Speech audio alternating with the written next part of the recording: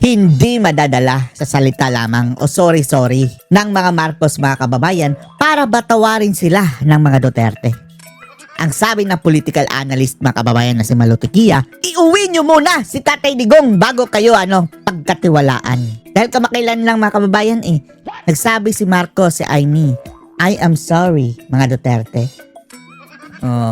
Nakulangan ang marami mga kababayan, pati na si Malutikia. At mukhang hindi bumenta yung speech mga kababayan ni Amy Mangga. Panoorin niyo po ha. Yung ginagawa ni Senator Marcos, sa tingin ko tinatama niya ang pagkakamali. Pero sa tingin ko mas maigi ang pagtatama kung maiba. Idaan sa gawa, hindi lang sa salita. Pati na rin yung mga kababayan, pasabog niya na addict daw si Bangag. Gumawa ka ng affidavit. Maglabas ka ng ebidensya. Dahil ayaw maniwala I-present mo sa media. Solid evidence. We want that. Balik dito si President Duterte. At yan, sorry mo, mas mainam na idaan nyo sa aksyon, ibalik nyo dito si Tatay Digong. Sabi niya. Yun ang mahalaga. Kahit na anong demolition ang gawin ng kapatid niya kay Vice Presidente, ang mahalaga sa kultura ng Pilipino ang pamilya So, yung mga nangyari, talagang i-blame ng tao kay Mr. Marcos. Serye ng mga video ni Senadora Amy Marcos po. Humingi po siya ng tawad sa kanyang yumaong amang si Marcos Sr. at sinabi niya, ang nakikilabutan lang tayo doon mga kababayan para pang, Diyos ko Lord, para pang bidang-bida si Marcos Sr. mga kababayan. Pakiusap natin sa iyo, Amy, tama na, pagpahingahin mo na ang iyong tatay. May he rest in peace na. Wag mo lang isali dito. Galit na galit si Bangag Gusto mo madamay pa yung ama mo sa galit gayon ng mga tao? Sige ka. napabayaan ko si Bongbong. Narito yung ilan sa kanyang mga sinabi sa kanyang video na may caption na, "Dad, patawad, hindi ko talaga kinaya." Sabi niya rito, quote and quote, "Parating binibilin si Bongbong, bantayan mo yung kapatid mo, parating sinasabing ganun. Hindi ko nabantayan eh." Ano ba yan? Bata ba yan? Kailangan pambantayan, mga kababayan? Kung ganyan pala na kailangan pambantayan, wala yung karapatan na maging presidente, mga kababayan. Hindi niya kayang bantayan sarili niya. Kailangan pa niya ng guidance ng iba. Paano tayo ililid ng ganyang klaseng tao, mga kababayan? Quote and quote, "Kaya dad, sinubukan ko talaga. Pinagpilitan ko, nayayamot na nga sa akin si Bongbong. Alam ko naman, pero anong sagot ng tatay hindi ninyo? ko talaga kinaya." Meron pa siyang sinabi, "Hindi na kami nagkausap ng matagal at hindi ko nababantayan, kaya nagkulang." O yan na lang, Aimee. Kung hindi mo kayang ilaglag si Bongbong Marcos, alam namin na mayroon kang alam dyan sa mga kurakutan. Kanyang asawa, kanyang pinsan, ilabas mo. Gusto namin na solid proof. Na ako. Ang sabi pa rito, quote and quote, "Ngayon iniisip ko na ang dapat ihingi ko ng tawad sa tatay ko, ihingi ko ng tawad na hindi ko nagampanan yung utos niya, yung habilin niya." Ano po ang basa niyo po rito? Bahala na kasi buhay nyo dyan sa habilin ng tatay ninyo. Basta ngayon, isa lang ang sigurado, naghihirap ang bayan dahil dyan kay Bangag, mga kababayan. Well, ako masyadong personal yun Parang yan yung nagsalita siya tungkol sa paggamit ng droga. Sa tingin ko malalim ang pinaghuhugutan ng mga pananalita ni Senator Marcos. Wala lang din naman na itulong, mga kababayan. Kung gusto mo tumulong talaga, Aimee, maglabas ka ng mga ebidensya. At parang nagbibigay rin ng hudyat sa kapatid niya na kahit hindi sila magkasama, parang na ayusin mo naman. I mean, parang siguro kahit a shout in the dark yung ginawa niya, gusto niyang maparating sa kanyang kapatid. Malungkot yung nangyayari dyan sa dalawang magkapatid kasi nakikita mo sa career ni Senator Marcos, siya talaga ang sumusunod kay BBM at sa bawat pagsunod niya, inaayos niya at inilalagay niya sa tama yung naiwan ng kanyang kapatid. So, ayokong maghanap pa ng malalim na kahulugan kasi nasa sa kanilang magkapatid yan. Pero nung ginawa niyang public yung statement niyan, siguro kailangan rin niyang i-explain sa taong bayan kung bakit ganon. Dahil totoo naman, kahit dun sa mga nakasulat na dokumento ng tatay niya, meron talagang sinasabi sa kanya na take care of your brother. Dahil parang ano talaga mga kababayan, sakit sa ulo daw mga kababayan niya si Marcos BBM talaga sa kanilang pamilya. So yun ang rhetorical addict daw kasi nilang dalawang magkapatid at pustahan tayo, sasagot na naman si Yusek Claire na pabalang. Galing mo talaga, ma'am. Si Claire Castro na naman. Narito yung ano, Pabalang na inirapat naman. ko lang yung naging tugon naman ng palasyo dito. Tumugon ito sa naging payag ng Senadora Amy Marcos. Sabi dito ng Palace Press Officer, hindi nagmumura o nagbabanta ang Pangulo at nananatiling Diyos ko Lord, andyan na naman yan sila mga kababayan na mabait ang mukha mo. Yan ang sasabing mabait si Bangag mga kababayan. That is the budol mga kababayan. Mayroon bang mabait na ganyan? Walang mabait mga kababayan na yung mga salbahe nga yan sila eh. pat sa kanyang asawa, si First Lady Liza Araneta Marcos. Iginit din ng opisyal na hindi Bakit mayroon silang issue na nagpapwit doon sa sa New York? sinisira ng Pangulo ang imahe ng kanyang mga kapatid at alam niya ang nangyayari sa paligid. Tinukoy din ni Castro ang tanong kung sino ang dapat binantayan bilang paglilinaw sa umunay hidwaan ng pamilya Marcos. Parang baliktad ka rin. Alam mo, Baliktad na no. Baliktad na ang nangyari mga kababayan. Pagdating kay Claire Castro. Yang Claire Castro yan, grabe makapag-twist no. Kung mang-twist talaga ng istorya mga kababayan, night and day ang kaibahan. hindi siya dapat pumapagitna dyan. Nasa sa kanilang magkapatid dyan. At ang Bakit si Claire Castro ang sumasagot mga kababayan? I-issue ito ni Bangag eh. Kapatid ka ba, Claire Castro? Yung mga Marcos? O baka anak ka sa labas ni Marcos Sr. napakle, pero may sipa rin. May sipa kay Senadora, may sipa sa previous administration. Yung framing ni Yusek Yan talaga no, yan. Hanapan nyo, kalkalin nyo yung mga baho yan ni Claire Castro mga kababayan. Castro from the very start is very negative. Yan pinapayagan ng administrasyon. Makikita mo anong uri ng leadership meron sila. Mga ulol. Dito naman po tayo sa isang video, ma'am, na umamin siya, si Senadora Amy, na pinahamak niya ang pangalawang Pangulo. Sabi niya rito, quote and quote, hihingi rin sana ako ng tawad sa mga Duterte, higit sa lahat, sa VP natin kay Inday Sara. Ipinahamak ko siya eh. Talagang naiisip kong guilty ako. Sana nanahimik siya. Sana nasa Davao yun. Hello? Mayor siya. Ito po, yes, Prof, naririnig niyo po ako? Naririnig. Basahin ko lang po, meron pang isang video siya, ang sinabi niya man dito, umamin siya na pinahamak niya si VP Alam mo naman na-addict pala Sara Duterte.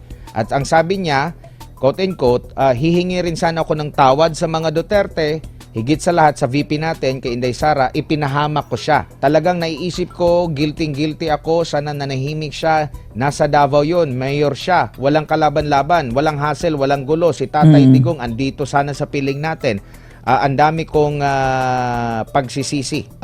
Nasa huli ang pagsisisi. Tapos wag mo nang dagdagan Amy ha. Masasabi niya? Wag kang tumakbong vice president kahit pa'y alukin ka. Delikadesa na lang. Itanggi mo ngayon pa lang dahil nung tinanong si Amy mga kababayan para pang gusto. Ang sagot mga kababayan, tandem naman talaga kami ni VP Inday. Simulat sa pool pa lang. Tandem na daw sila mga kababayan sa pagtakbo, sa paglakad. Ay Diyos ko, may balak din pala. Nagbabalak din ang animal. Well, ang tangi ko lamang masasabi, yan ang legacy ni Marcos.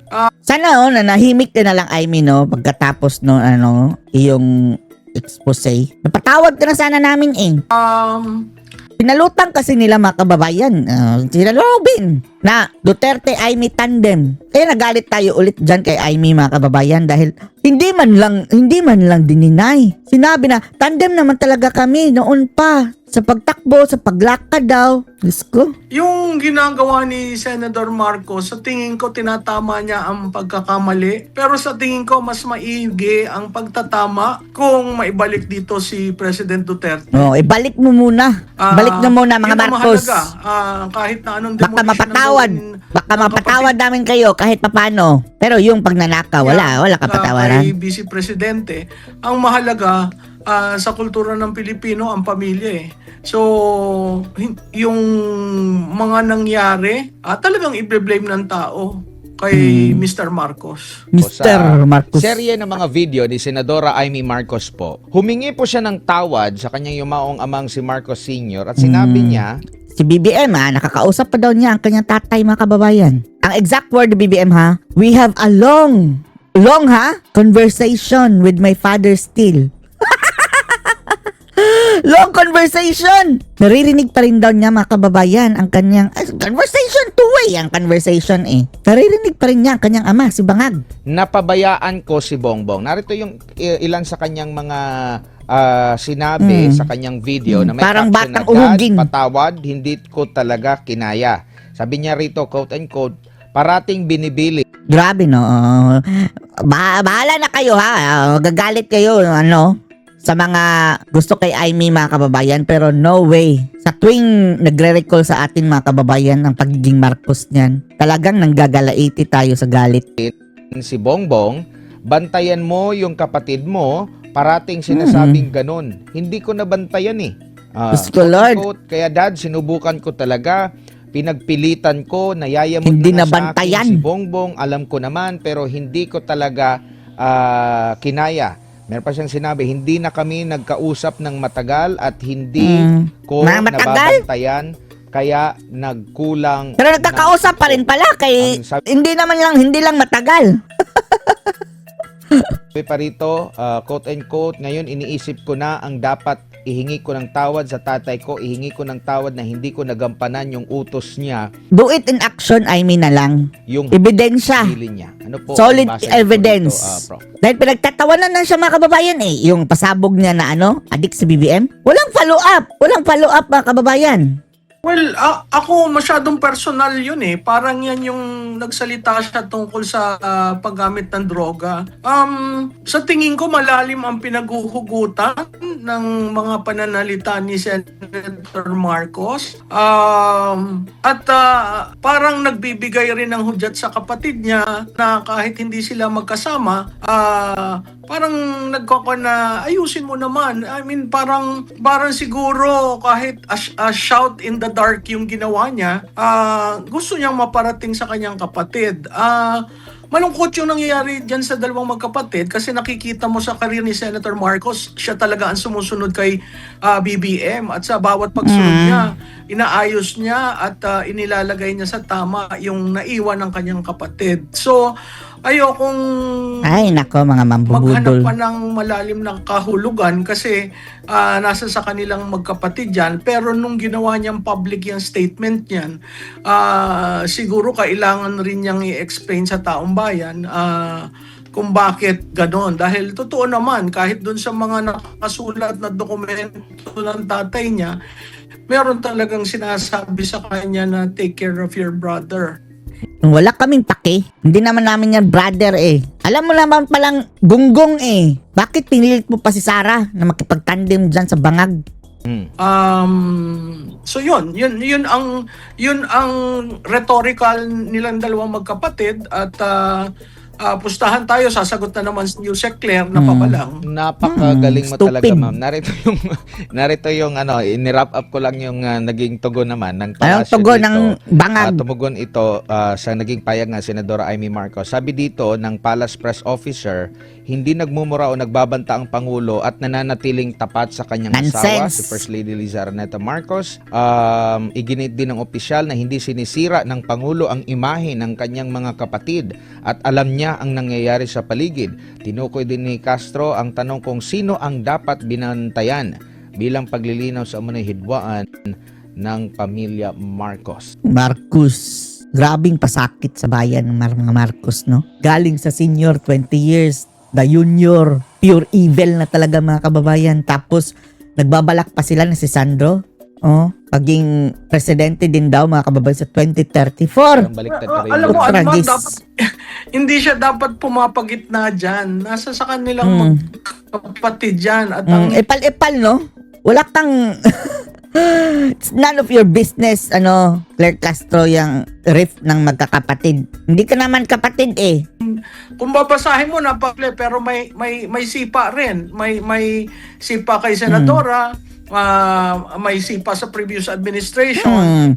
Tapos mga kababay, si Claire Castro, kahit walang kinalaman ang mga Duterte, ididikit sa Duterte. Yung framing ni Yusek Castro from the very start Pangsira ulo. very negative. Yan pinapayagan ng administrasyon. Makikita mo anong uri Framing ng ng sinaulo. leadership meron sila. Opo. Dito naman po tayo sa isang video, ma'am, na umamin siya, si Senadora Amy, na pinahamak niya ang pangalawang Pangulo. Sabi niya rito, talaga, quote, pinahamak. hihingi rin sana ako ng tawad sa mga Duterte, higit sa lahat, sa VP natin, kay Inday Sara. Ipinahamak ko, Action speaks louder than word. ipinahamak ko siya eh. Talagang naiisip kong guilty ako. Sana nanahimik siya. Sana nasa Davao yun. Hello? Mayor siya. Ito po, yes, Prof, naririnig niyo po ako? Basahin ko lang po, meron pang isang video siya, ang sinabi niya man dito, umamin siya na pinahamak niya si VP Sara Duterte. At ang sabi niya, Talk is cheap, Ivy. Talk is cheap. quote and quote, hihingi rin sana ako ng tawad sa mga Duterte, higit sa lahat sa VP natin, kay Inday Sara, ipinahamak ko siya. Talagang naiisip ko, guilty ako, sana nanahimik siya, nasa Davao yun, mayor siya, walang kalaban-laban, walang hassle, walang gulo, si Tatay Digong andito sana sa piling natin. Ang dami kong pagsisisi. Ano po masasabi? Kami rin. Lalo na kami. Ang dami ng pagsisisi sa Marcos na yan. Nagpabudol kami. Niya rito. Well, ang tangi ko lamang masasabi, yan ang legacy ni Marcos. Yung ginagawa ni Senator Marcos, sa tingin ko tinatama niya ang pagkakamali. Pero sa tingin ko mas Wala eh. Kaya na kakainis mga kababayan na parang indirectly na sinabi niya patawarin niyo si Marcos dahil si BBM, dahil parang hindi niya alam ang kanyang ginagawa, kailangan pa yan ng guidance, kulang lang ng guidance. Parang ganyan lumalabas, no? Ay, Diyos ko. Walang kapatawaran yung bangag mo kapatid. iigi ang pagtatama kung maibalik dito si President Duterte. Yun ang mahalaga. Kahit na anong demolition ang gawin ng kapatid Ibalik niya niyo muna si Tatay Digong, mga ungas, mga Marcos, mga Hudas. kay Vice Presidente, ang mahalaga sa kultura ng Pilipino ang pamilya eh. So, yung mga nangyari, talagang i-blame ng tao kay Mr. Marcos. Anong masasabi niyo dito mga kababayan? Dito sa ating kalbaryo ngayon. Kalbaryo na nararanasan dahil sa mga Marcos na ito. Post your comments below. Yung